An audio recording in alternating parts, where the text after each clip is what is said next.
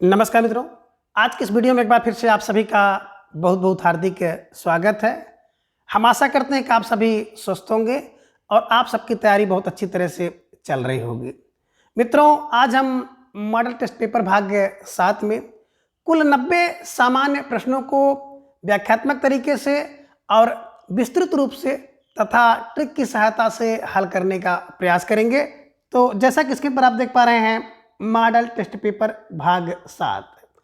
अब model test paper भाग 7 की बात करें तो इसके पूर्व हमने कुल 6 मॉडल टेस्ट पेपर अब तक हल कराया है।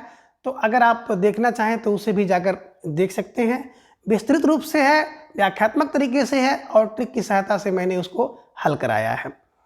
तो बात करें मॉडल टेस्ट पेपर भाग 7 का जो पहला प्रश्न है, संत काव्य को निर्गुण भक्ति काव्य इसलिए कहा गया है क्योंकि। कहने का आशय है कि जो संत काव्य है उस संत काव्य को निर्गुण भक्ति काव्य क्यों कहा गया। विकल्प ये है, संत कवियों ने अवतार को नहीं माना। विकल्प बी, संत कवियों ने निर्गुण निराकार ब्रह्म की उपासना की। विकल्प सी, संत कवियों ने मूर्ति पूजा का विरोध किया। और विकल्प डी है, इनमें से कोई नहीं। तो देखें मित्रों, सही उत्तर की बात अगर करें तो संत कवियों ने निर्गुण निराकार ब्रह्म की उपासना की थी, इसी कारण से संत काव्य को निर्गुण भक्ति काव्य कहा जाता है।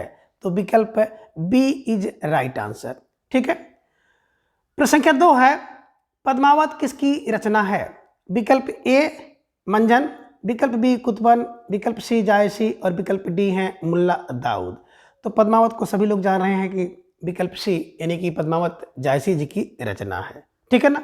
मंजन की रचना मधुमालती है, कुतुबन की मृगावती है और मुल्ला दाऊद के चंदायन है ना। मंजन में मधु मिलती है, माझों में, मंजन में बताया था हमने, ट्रिक से बताया है। और सारी की सारी वीडियो आप जाकर के यूट्यूब की प्लेलिस्ट पर देख सकते हो, सब ट्रिक से है ना। वन में मृग फार मृगावती हो जाएगा। मुल्ला दाऊद चंदा दीजिए, मुल्ला के नाम पर चंदा दीजिए, तो चंदा है ना, चंदायन। तो ये सब के सब ट्रिक से अपलोड कराई गई है। ठीक है ना। संख्या 3 है, संत रायदास किसके गुरु थे। विकल्प ए दादू, विकल्प बी पीपा, विकल्प सी भीखा साहब और विकल्प डी है मीराबाई। तो देखें इनमें से ना जो सही विकल्प कौन सा होगा कि जो संत रायदास हैं किसके गुरु थे। तो विकल्प डी इज राइट आंसर। संत रायदास मीराबाई के गुरु थे। मीराबाई की भक्ति माधुर्य भाव की थी, इसे ध्यान में रखिएगा। और क्या किए थे, है ना, ध्यान में रखिएगा, श्री कृष्ण की भक्ति की थी। प्रश्न संख्या 4 है, मलिक मोहम्मद जायसी ने अपनी किस रचना में सूफी सिद्धांतों का वर्णन किया है। देखिए जो जायसी हैं, जायसी से संबंधित हर मॉडल में 1-2 प्रश्न पूछे जा रहे हैं। तो इसका मतलब है कि बहुत महत्व रखते हैं। इन्हें आप लोग विस्तृत रूप से तैयार करने का प्रयास करिएगा। विकल्प ए अखरावट, विकल्प बी पद्मावत, विकल्प सी आखिरी कलाम और विकल्प डी है इनमें से कोई नहीं। तो ये प्रश्न कई बार परीक्षा में पूछा गया है कि मलिक मोहम्मद जायसी की किस रचना में सूफी सिद्धांत का वर्णन किया गया है। तो बात करेंगे अखरावट में। ठीक है ना। अखरावट में एक एक अक्षर को लेकर के जो है जायसी जी ने सूफी सिद्धांतों का वर्णन किया है। पद्मावत में आप जान ही रहे हैं, है ना, पद्मावत। ठीक है। और आखिरी कलाम की बात करें तो आखिरी कलाम में कयामत का वर्णन जो है जायसी जी ने किया है। ठीक है ना। प्रश्न संख्या 5 है, निम्नलिखित कथनों पर विचार कीजिए और नीचे दिए गए कूट में से सही विकल्प कीजिए। पहले तो सबसे पहले कथन का विचार करिए। कथन 1 है, आदिकाल वीरगाथा काल का ही नाम है, बिल्कुल सही है। विकल्प 2 है कि सिद्ध जैन नाथ साहित्य सांप्रदायिक हैं, ये तो गलत दिख रहा है।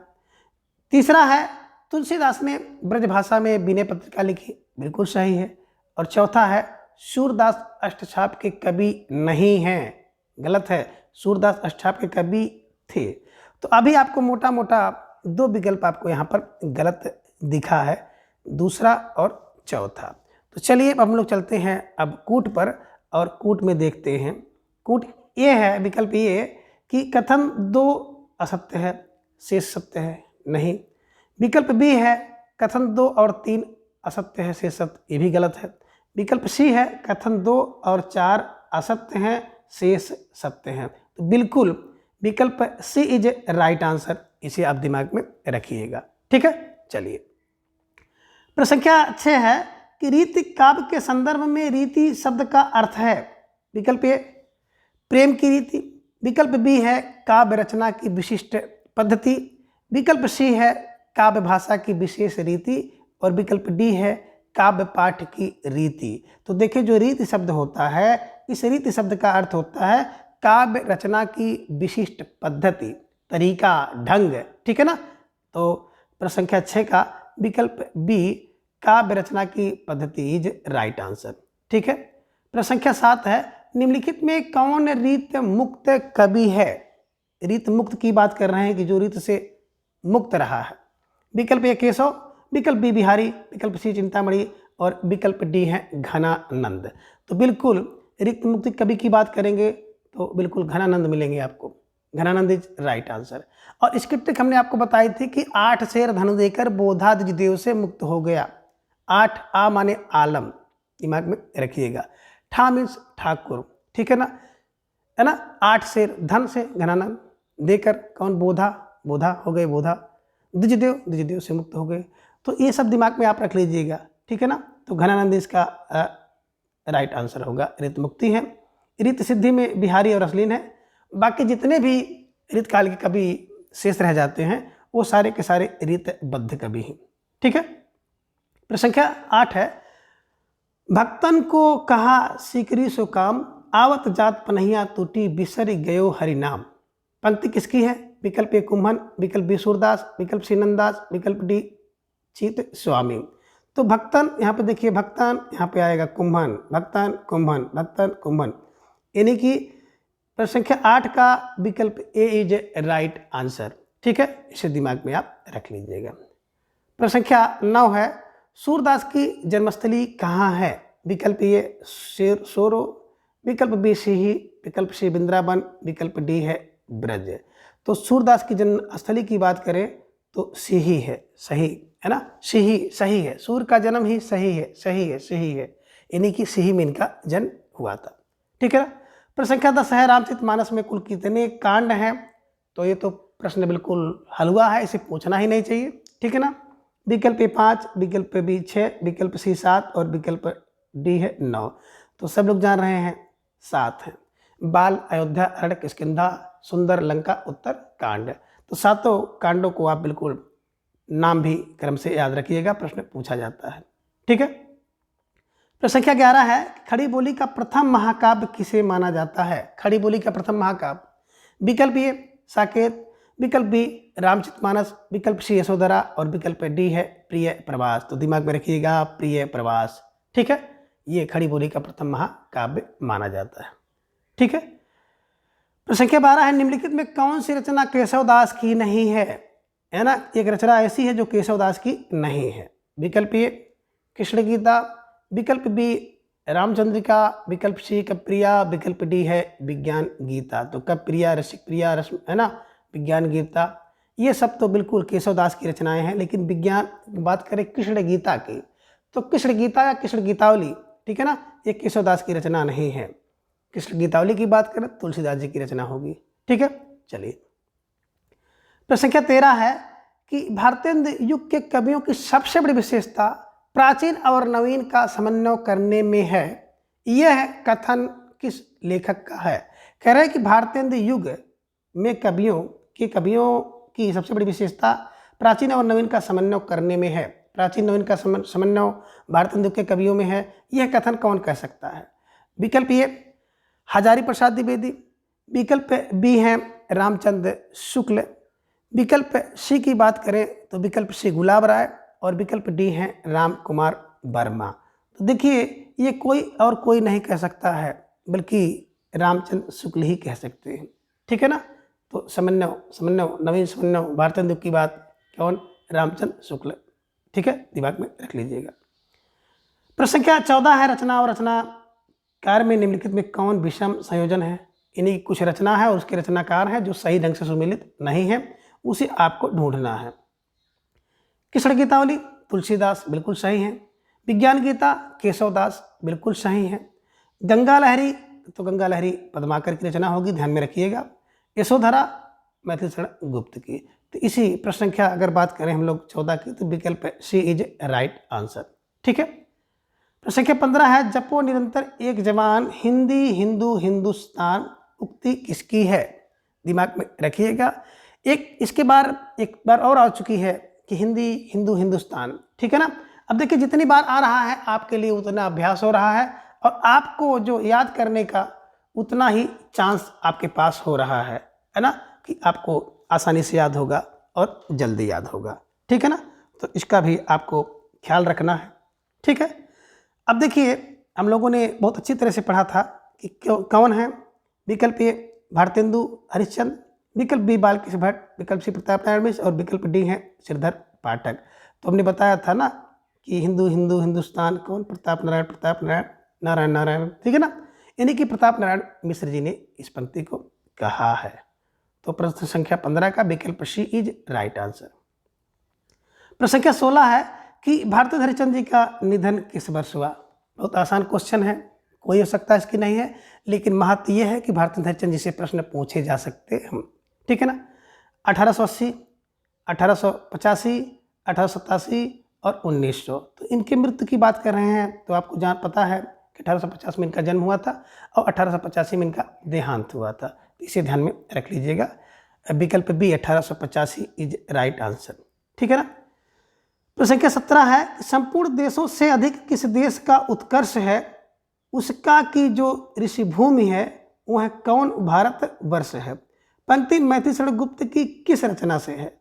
सबसे पहले तो आप इस पंक्ति को दिमाग में रख लीजिए कि संपूर्ण देशों से अधिक किस देश का उत्कर्ष है ना, उसका की जो ऋषि भूमि वह कौन है ना, भारतवर्ष है।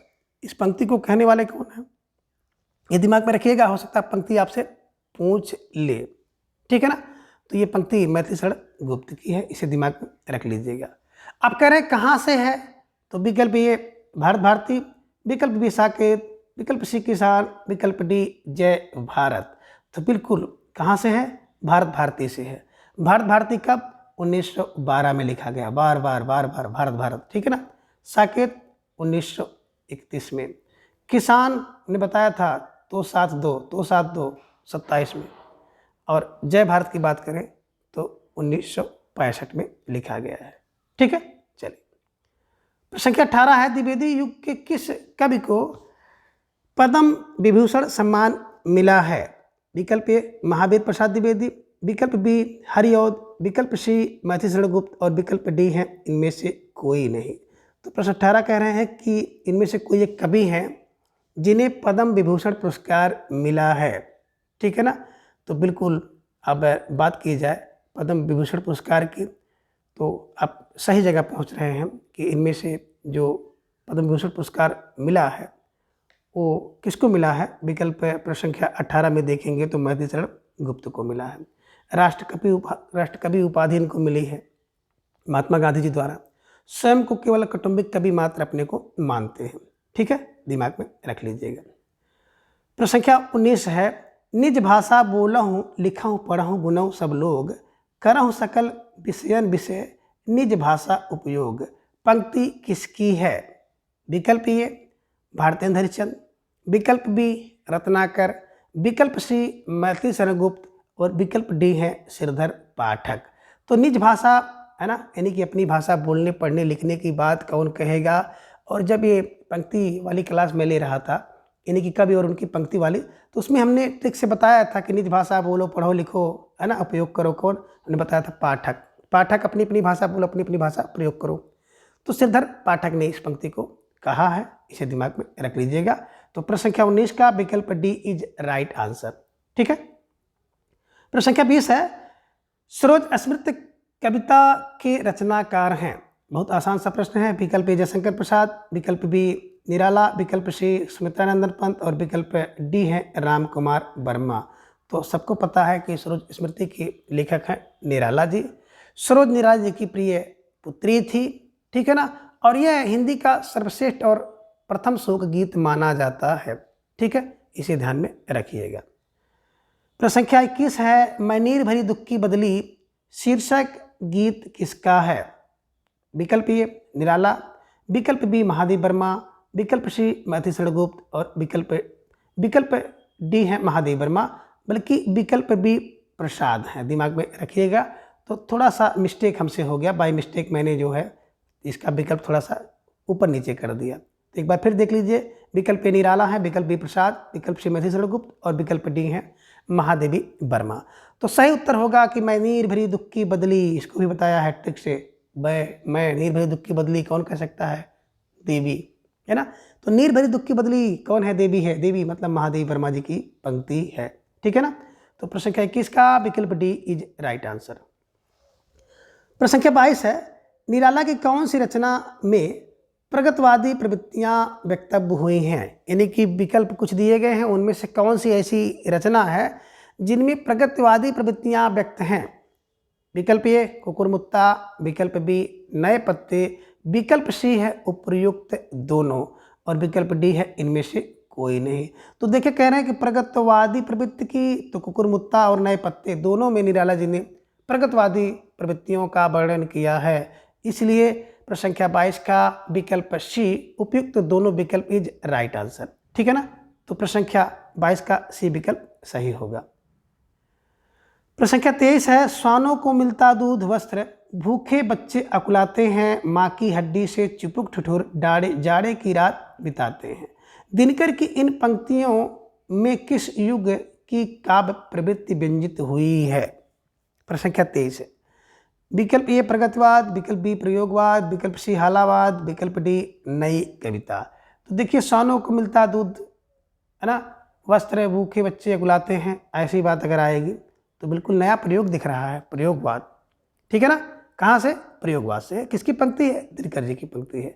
ये सब बातों को ध्यान में रखते हुए चलिएगा, कोई ना कोई प्रश्न आपको परीक्षा में देखने को मिल सकता है, ठीक है। प्रश्न संख्या 24 है, बाल कृष्ण भट्ट किस पत्रिका के संपादक थे? ठीक है ना। विकल्प ए ब्राह्मण, विकल्प बी प्रताप, विकल्प सी कवि वचन सुधा और विकल्प डी है हिंदी प्रदीप। तो बिल्कुल बाल कृष्ण भट्ट है ना, हिंदी प्रदीप की, इसे दिमाग में रख लीजिएगा। ब्राह्मण प्रताप नारायण मिश्र ने किया है ना पत्रिका का संपादन। कवि वचन सुधा आप देख ही रहे भारती हरिचंद जी का है। तो ये मोटी मोटी बातें आप दिमाग में रखिएगा, ठीक है ना। यहाँ से प्रश्न बनते हैं। आगे है प्रश्न संख्या 25 कि निम्नलिखित में कौन सी प्रवृत्ति नई कहानी में नहीं है?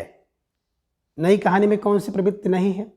विकल्प ए प्रगतिशील दृष्टि, विकल्प बी आदर्शवाद, विकल्प सी सामाजिक यथार्थ और विकल्प डी है चरित्रों की प्रधानता। तो देखिए जो आधुनिक कहानियाँ आ रही हैं उसमें आदर्शवाद नहीं है, तो विकल्प बी आदर्शवाद इज राइट आंसर, ठीक है। प्रश्न संख्या 26 है, निम्नलिखित में कौन विषम संयोजन है? विषम संयोजन मतलब इसमें से एक ऐसा है जिसकी, है ना, जो रचना और विधा सही सुमेलित नहीं है, उसी को पहचानना है। तो विकल्प ए बाणभट्ट की आत्मकथा जीवनी, बकलम खुद आत्मकथा, अशोक के फूल ललित निबंध, लहरों के राजहंस नाटक। तो बिल्कुल ये सारे के सारे तो सही हैं, लेकिन विकल्प ए को देखिएगा तो बाणभट्ट की आत्मकथा जीवनी नहीं है, बल्कि क्या है? उपन्यास है, ठीक है ना। और आप कह सकते हैं कि आत्मकथात्मक उपन्यास है, ठीक है ना। तो बाणभट्ट की कथा जो है उपन्यास है, इसलिए विकल्प ए जो है इसका सही विकल्प होगा। और आपके एनटीए नेट के पाठ्यक्रम में ये उपन्यास लगा भी हुआ है, हमने पूरा विस्तृत रूप से टेक की सहायता से इसको बिल्कुल यूट्यूब पर अपलोड कर दिया है। तो नेट वाली जो प्लेलिस्ट है उसमें जाके आप देख सकते हैं, ठीक है ना। और नेट की क्लासें धीरे धीरे चल रही हैं, ठीक है ना। 2-3 यूनिट हो चुकी है, शेष यूनिट आपको 10 तारीख के बाद मिलेंगी, क्योंकि इधर हमारा जो है सीबीएसई बोर्ड की कापियों के मूल्यांकन में ड्यूटी लग चुकी है। तो 10-15 दिन के लिए थोड़ा सा ये काम बाधित रहेगा, तब तक आपको जो कुछ वीडियो मिल रही है थोड़ी बहुत उसी से काम चलाना होगा, ठीक है ना। प्रश्न संख्या 27 है, मजदूरी और प्रेम किसका निबंध है?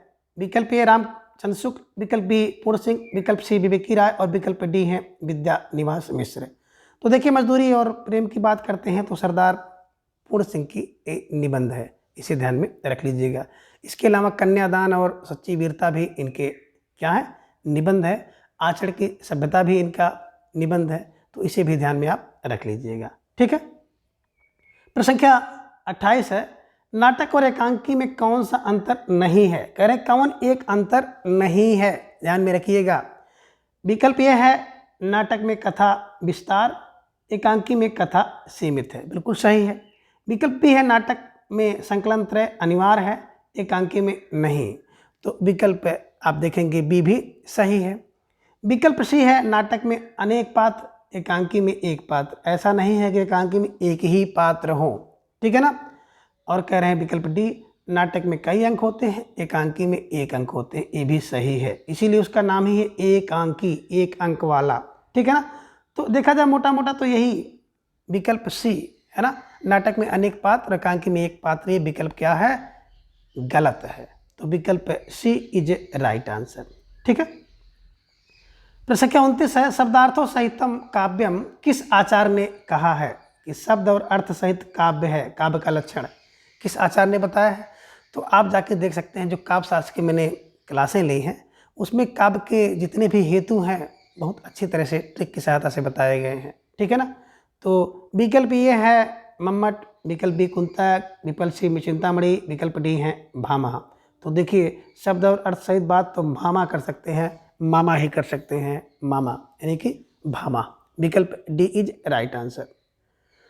प्रश्न संख्या 30 है भूषण भिन्न विराजई कविता बनिता मित्य, कवि की उक्त है, किस कवि की उक्ति है, ठीक है ना। विकल्प ये है भूषण, विकल्प बी केशव, विकल्प सी चिंतामणि, विकल्प डी पद्माकर। तो देखिए ये कहने वाले कौन है, बिल्कुल केशवदास है, ठीक है ना। भूषण है ना, भूषण आभूषण, ये दिमाग में रख लीजिएगा, ठीक है। चलिए प्रश्न संख्या 31 है किस आचार्य ने काव्य का प्रयोजन धर्म अर्थ काम और मोक्ष की प्राप्ति करना बताया है, ठीक है ना। धर्म अर्थ मोक्ष का, विकल्प ए है भामा, विकल्प बी भरत मुनि, विकल्प सी मम्मट और विकल्प डी है आनंद वर्धन। तो बिल्कुल आप समझ रहे हैं धर्म अर्थ काम मोक्ष है ना, किसने बताया भैया, वो तो बिल्कुल बिल्कुल चारों बताते हैं भामा भामा भामा, कौन है, मामा भामा, भामा फर भामा ने बताया, ठीक है ना। प्रश्न संख्या 32 है अलंकार केवल वाणी की सजावट के लिए नहीं है, वे भाव की अभिव्यक्ति के लिए विशेष है ना हार हैं। दिमाग में रखिएगा कि अलंकार केवल वाणी की सजावट के लिए नहीं है, वे भाव की अभिव्यक्ति के लिए विशेष हार हैं। ये किसने कहा, कथन ये कथन किसने कहा है। विकल्प ए रामचंद्र शुक्ल, विकल्प बी जयशंकर प्रसाद, विकल्प सी सुमित्रा नंदन पंत और विकल्प डी है गुलाब राय। तो देखिए ये पंक्ति कौन कह सकता है, विकल्प सी सुमित्रा नंदन पंत जी ने कहा है, इसे दिमाग में रख लीजिएगा, ठीक है। प्रश्न संख्या 33 है अंबर पनघट में डुबो रही तारा घट उषा नागरी, पंक्ति में कौन सा अलंकार है। अंबर रूपी पनघट में है ना, तारा रूपी घट को घड़ा को उषा रूपी नागरी डुबो रही है, स्पष्ट है, बिल्कुल आप जान गए होंगे, ठीक है ना। तो विकल्प ये उपमा, विकल्प बी रूपक, विपक्ष विकल्प सी उत्प्रेक्षा और विकल्प डी है प्रतीप अलंकार।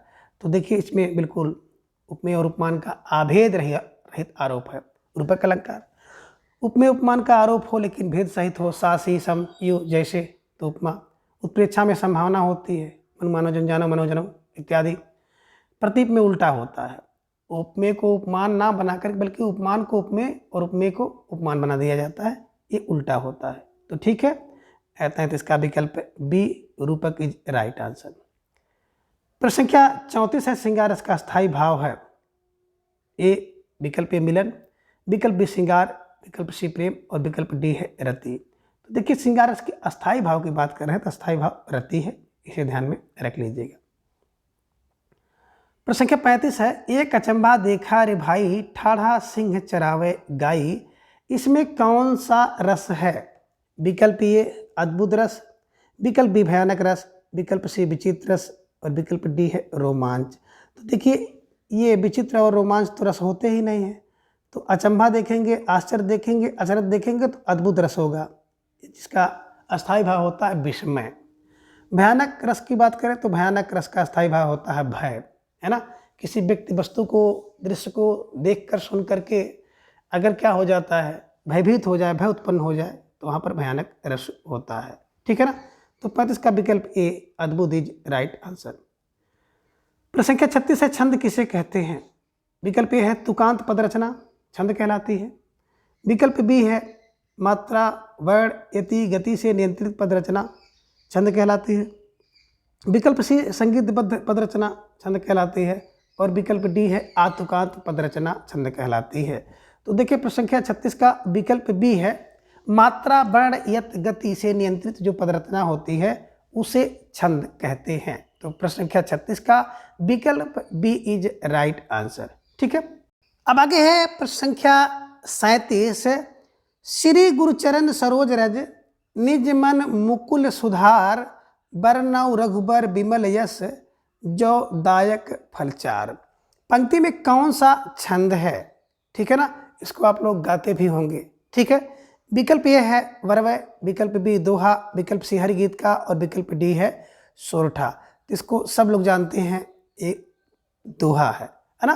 13 और 11 दोहा की आप विशेषता जान रहे हैं। 13 और 11 है ना, 13 और 11 मात्रा है। 13 13 पहले और तीसरे में 13 13, दूसरे और चौथे में 11 11।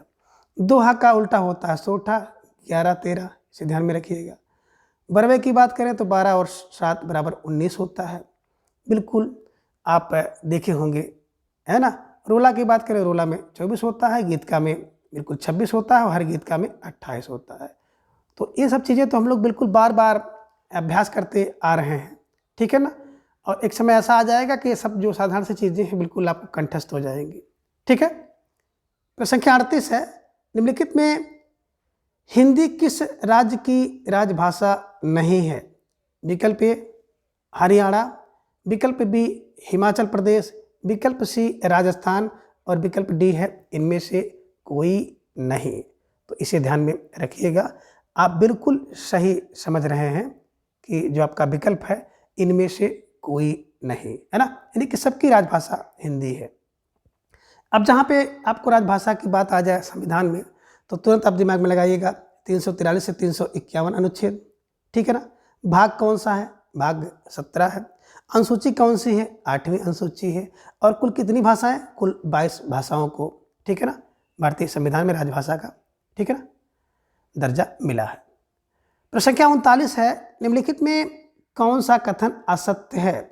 विकल्प ए ध्वनि और वर्ण अभिन्न है, विकल्प बी वर्ण भाषा की लघुत्तम इकाई है, बिल्कुल सही है।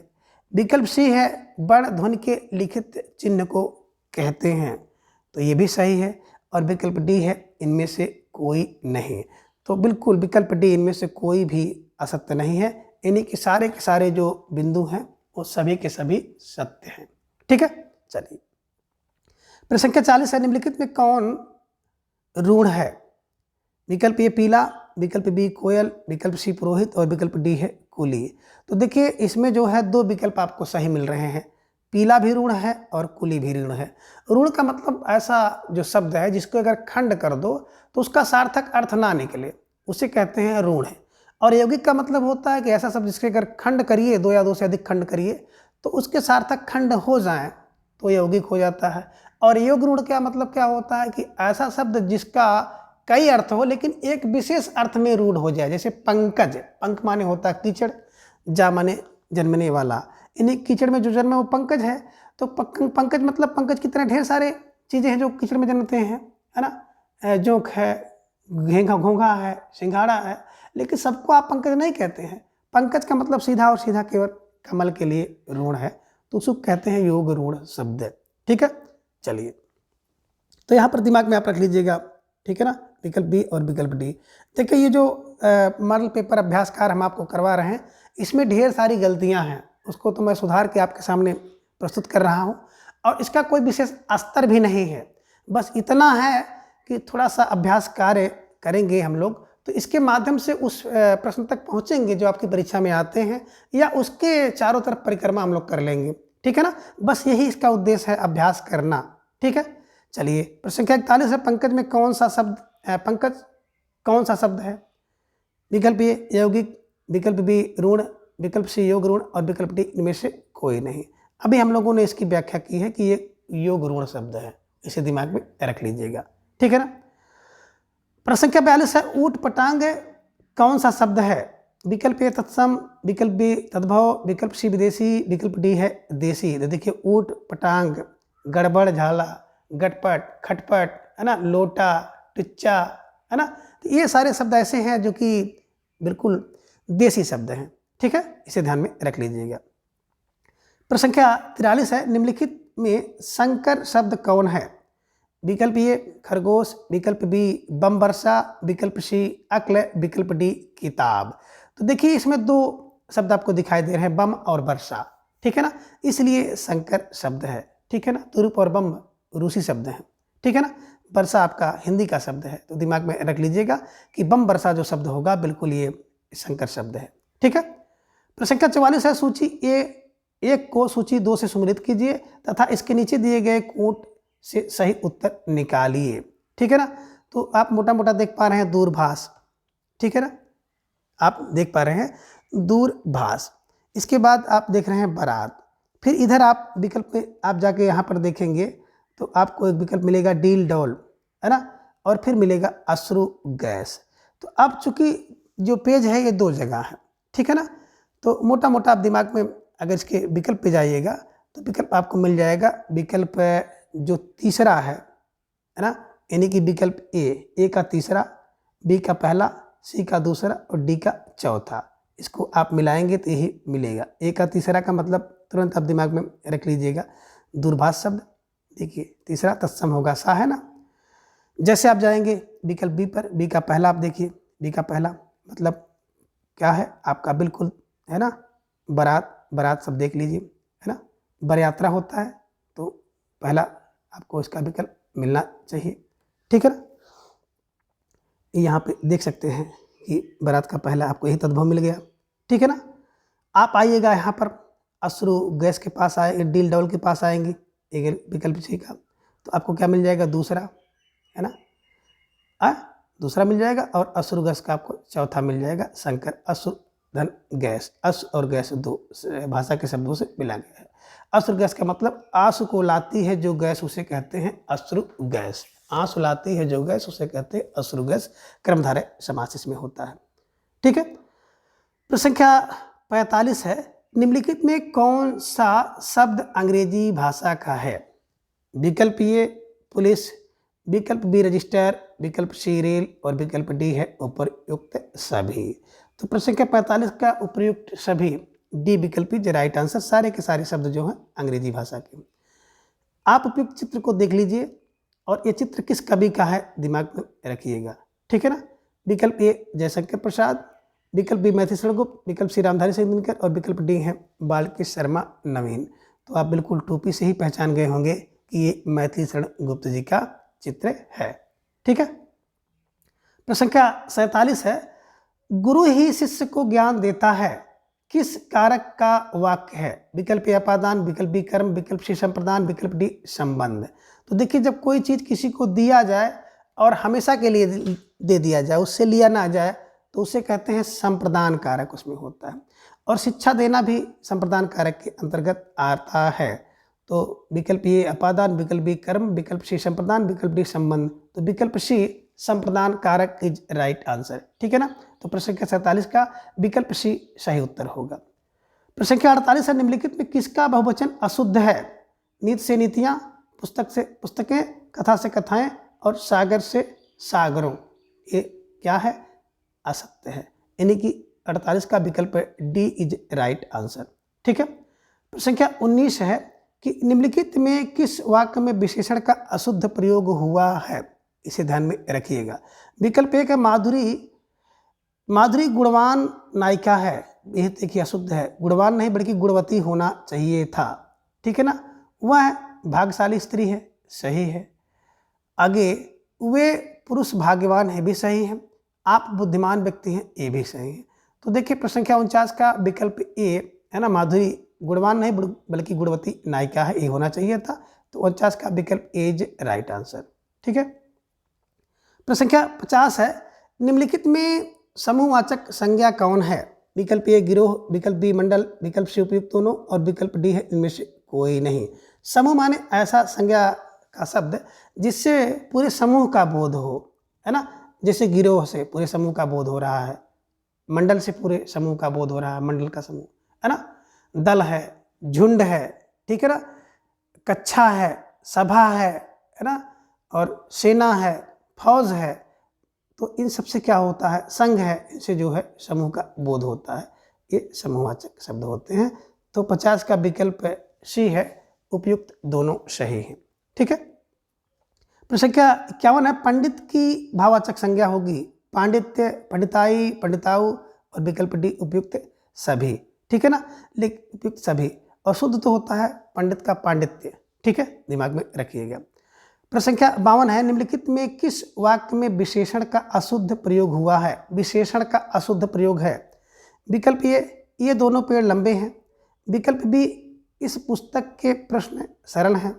विकल्प सी, कौन लड़का हंस रहा है। विकल्प डी है, बहुत कठोर है। तो कह रहे हैं किस भाषा में विशेषण का अशुद्ध प्रयोग है? जो विशेषण है वो अशुद्ध रूप से प्रयोग में देखने को आया है। तो विकल्प बी आप देख लीजिए यहाँ पर, है ना, विकल्प बी यहाँ पर है कि इस पुस्तक के प्रश्न सरल हैं, ध्यान में रख लीजिएगा। ठीक है। प्रश्न संख्या 53 है, निम्नलिखित में किस वाक्य में गुणवाचक विशेषण का प्रयोग विशेषण के रूप में हुआ है?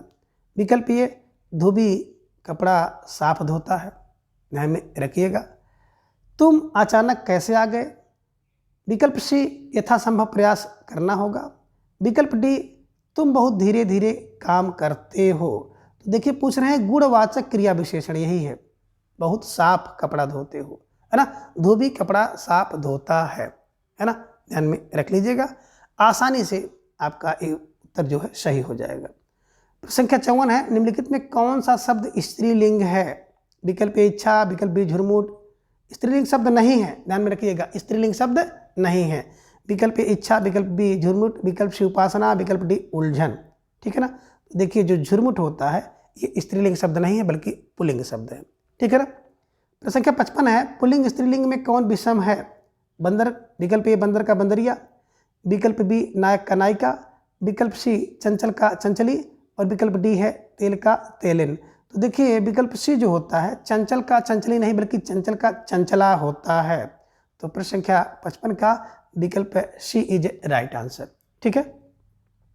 प्रश्न संख्या 56 है, निम्नलिखित में कौन सा शब्द अपमान का पर्यायवाची नहीं है? विकल्प ए तिरस्कार, विकल्प बी अनादर, विकल्प सी अवज्ञा और विकल्प डी है अपेक्षा। तो इसमें अगर बात की जाए तो एक शब्द अपेक्षा है जो अपमान का पर्यायवाची नहीं है, बाकी सारे के सारे शब्द जो है अपमान के पर्यायवाची हैं। प्रश्न संख्या 57 है, निम्नलिखित में ऐच्छिक का विलोम शब्द है? विकल्प ए अनिच्छिक, विकल्प बी आवश्यक, विकल्प सी अनिवार्य, विकल्प डी वैकल्पिक। तो दिमाग में रख लीजिएगा, विकल्प सी अनिवार्य इज राइट आंसर। ठीक है ना। तो 57 का क्या है? ऐच्छिक। ऐच्छिक दिमाग में रख लीजिएगा। ठीक है। ऐच्छिक का विलोम क्या होगा? अनिवार्य होगा। अनिवार्य का विलोम होता है ऐच्छिक। ठीक है। प्रश्न संख्या 58 है, निम्नलिखित में कौन सा विलोम युग्म अशुद्ध है? कौन एक विलोम युग्म जोड़ा है जो कि अशुद्ध है? प्राचीन, विकल्प ए है प्राचीन का आधुनिक, बिल्कुल सही है। विकल्प बी प्रवृत्त का सदवृत्त, सदवृत्त नहीं होता है बल्कि जो प्रवृत्त का निवृत्त होना चाहिए। विकल्प सी वरदान का अभिशाप, सही है। मुख का वाचाल, सही है। तो प्रश्न संख्या 58 का विकल्प बी इज राइट आंसर। ठीक है। प्रश्न संख्या 59 है, एक तो करेला उस पर नीम पर चढ़ा, कहावत का अर्थ है, क्या अर्थ है? विकल्प ए बुरी संगत में पड़कर और बुरा बन जाना, विकल्प बी है अत्यंत कड़वा बोलना, विकल्प सी कुसंग में पड़ना और विकल्प डी है करेला और नीम का साथ होना। तो देखिए इसका जो सही उत्तर होगा विकल्प ए बुरी संगत में पड़कर और बुरा हो जाना। ठीक है ना। एक तो करेला उस पर नीम पर चढ़ा कहावत का अर्थ होता है। तो 59 का विकल्प ए इज राइट आंसर। ठीक है। प्रश्न संख्या 60 है कि चिराग तले अंधेरा होना कहावत का अर्थ है? विकल्प ए मृत्यु के निकट आना, विकल्प बी अस्वाभाविक बात होना, विकल्प सी आंखों के सामने अंधेरा छा जाना और विकल्प डी है संपन्न होने पर भी सुखी ना होना, है ना। तो देखिए जो कह रहे हैं कि चिराग के तले अंधेरा होना माने जहाँ दीपक हो वहीं अंधेरा हो जाए, तो ये तो बड़ी अस्वाभाविक बात है ना। तो अस्वाभाविक बात होना दिमाग में रख लीजिएगा। विकल्प 60 का विकल्प बी इज राइट आंसर। दीपक के तले अगर अंधेरा हो जाए तो बड़ी अस्वाभाविक बात होती है। ठीक है। प्रश्न संख्या 61 है, अभय और उभय शब्दों का भेद बताइए। विकल्प ए है निर्भय और भयभीत, विकल्प बी अमर और भयाक्रांत, विकल्प सी है निर्भय और दोनों, और विकल्प डी है निर्भर और ऊंचा। तो देखिए अभय माने होता है निर्भय जिसमें भय ना हो, और उभय माने होता है दोनों। तो इसलिए प्रश्न संख्या 61 का विकल्प सी इज राइट आंसर। ठीक है। प्रश्न संख्या 62 है, हाथ में लेकर चलाया जाने वाला हथियार वाक्यांश के लिए एक शब्द है। ऐसा हथियार जो हाथ में लेकर चलाया जाता है। विकल्प ए शस्त्र, विकल्प बी गांडीव, विकल्प सी खड्ग, विकल्प डी है अस्त्र। देखिए जो शस्त्र माने होता है शस्त्र धातु से बना है, शस्त्र माने होता है काटना, यानी कि ऐसा हथियार जो हाथ में लेके चलाया जाता है उसे हम लोग कहते हैं शस्त्र। तो विकल्प ये सही है। ठीक है ना। गांडीव अर्जुन जी की धनुष का नाम था, खड्ग तलवार को कहते हैं, अस धातु से बना है, अस्त्र अस धातु, अस माने फेंकना, यानी कि ऐसा हथियार जिसे हम लोग फेंक कर चलाते हैं उसे अस्त्र कहते हैं, और ऐसा हथियार जिसे हम लोग हाथ में लेकर चलाते हैं उसे शस्त्र कहते हैं। तो आई थिंक आज के बाद ये आपका एक कॉन्सेप्ट क्लियर हो गया होगा। ठीक है।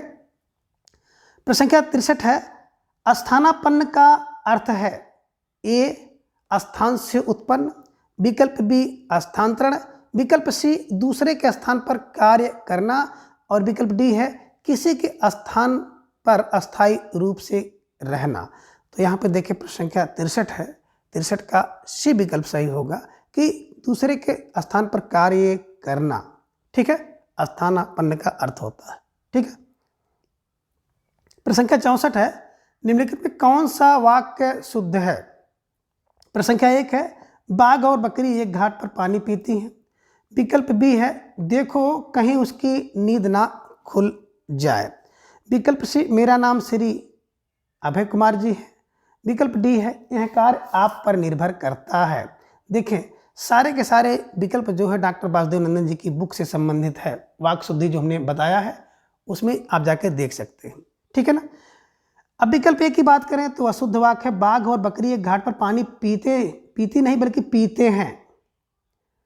विकल्प सी है मेरा नाम, अपने नाम के सामने श्री नहीं लगाया जाता साथ में, और जी नहीं लगाता है, ये भी ध्यान में रखिएगा, मेरा नाम श्री नहीं लगाना चाहिए। विकल्प डी है यह कार है ना, कार आप है ना, आप पर निर्भर करता, आप पर और निर्भर दोनों नहीं होना चाहिए था। ठीक है ना। तो ध्यान में रखिएगा, ये भी शुद्ध हो गया। विकल्प बी देखो उसकी है ना नींद ना खुल जाए, यानी कि प्रश्न संख्या 64 का विकल्प बी इज राइट आंसर। ठीक है। प्रश्न संख्या 65 है कि निम्नलिखित में कौन सा शब्द शुद्ध है। विकल्प ए स्वास्थ्य, विकल्प बी स्वस्थ, विकल्प सी स्वास्थ्य, और विकल्प डी है स्वस्थ है ना। तो 65 की बात करें, 65 का जो उपयुक्त में से सबसे सही विकल्प होगा वो आपको दिखाई दे रहा है, आप समझ रहे हैं, विकल्प ए इज राइट आंसर, स्वास्थ्य। ठीक है, ध्यान में रखिएगा। अगला प्रश्न संख्या 66, त्रिफला में कौन सा समास है। विकल्प ए द्वंद्व, विकल्प बी द्विगु, विकल्प सी बेभाव, विकल्प डी है बहुब्री समास। तो ध्यान में रखिएगा त्रिफला का मतलब होता है तीन फल वाला द्विगु समास। ठीक है, ध्यान में रख लीजिएगा। तो 66 का विकल्प कौन सा सही हुआ, बी द्विगु, ध्यान में रख लीजिएगा। ठीक है ना।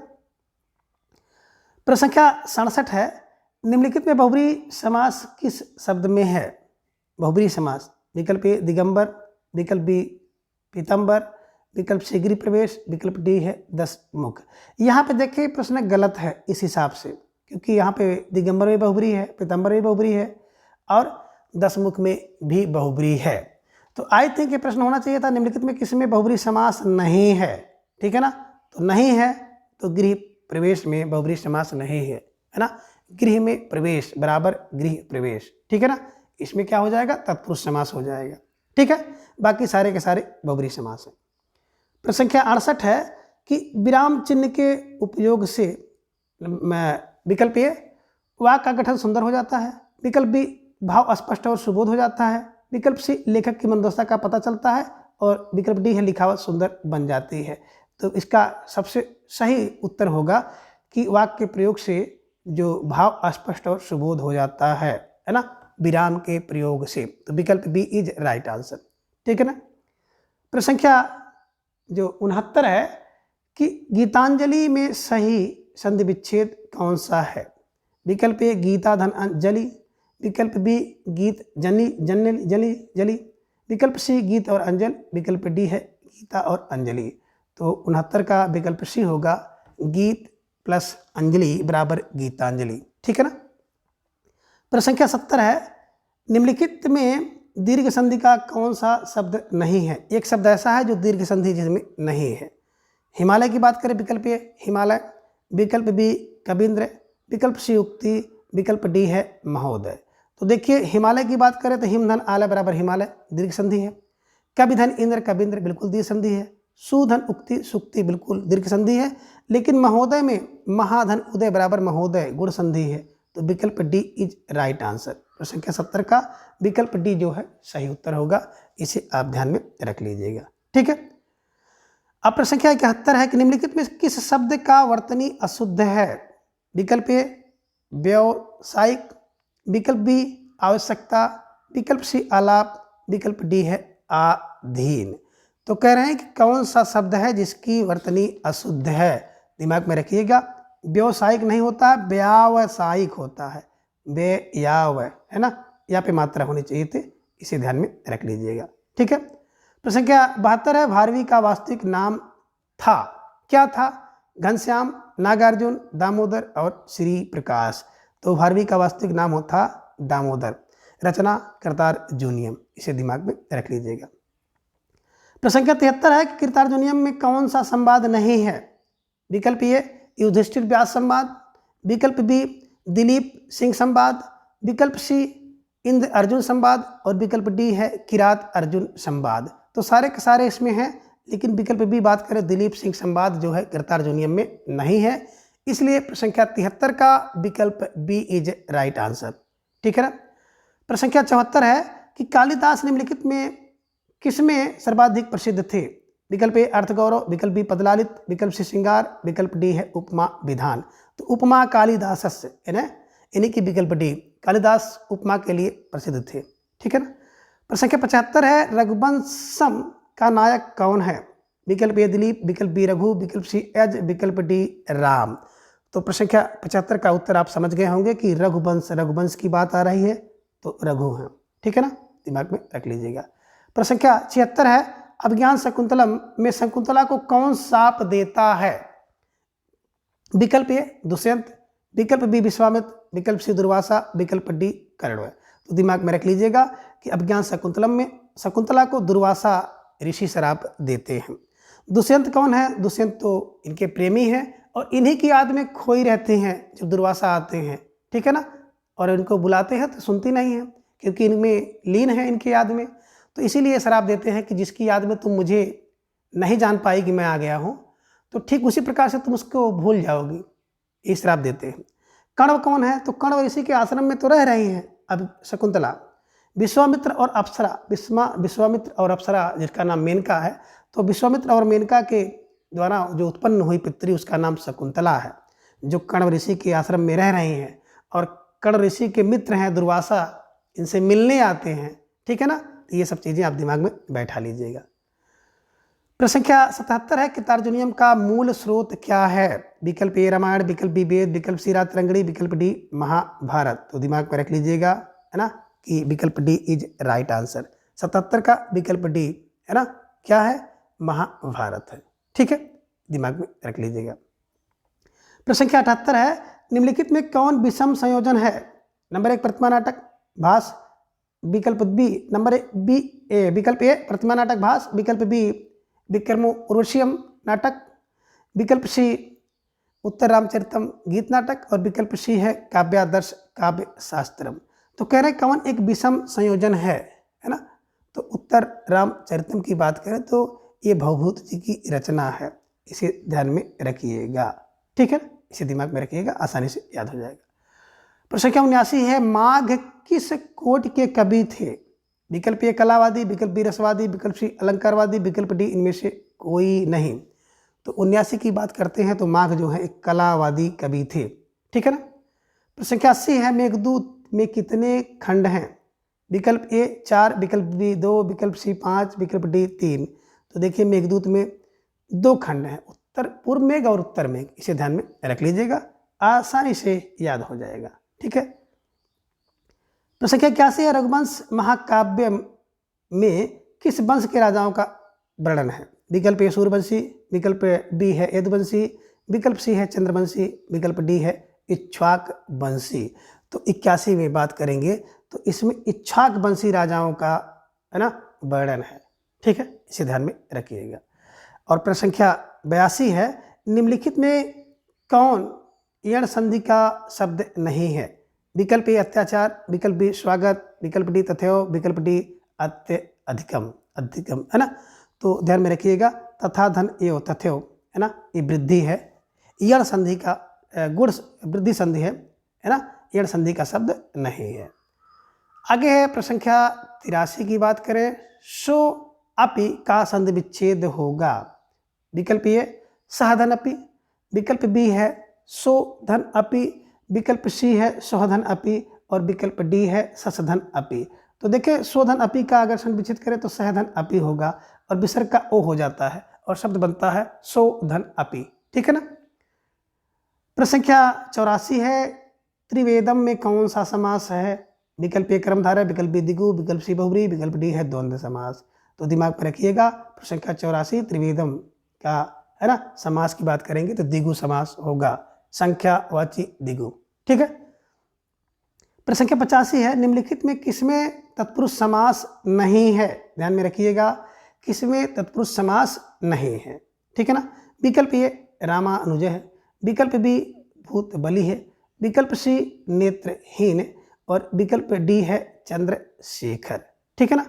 तो मोटी मोटी बात अगर की जाए तो देखिए चंद्रशेखर की बात करते हैं, चंद है ना शेखर पर यह सस है क्रमधारय और चंद्रशेखर में क्रमधारय और बहुब्री दोनों होगा, चंद्र है शिखर प्रमुख है यथार्थ शिव। ठीक है ना। तो ये तो विकल्प डी 85 का विकल्प डी राइट आंसर होगा। ठीक है, इसे ध्यान में रख लीजिएगा। बात करें भूत बलि तो भूत के लिए बलि, भूत के लिए बलि है ना तत्पुरुष समास।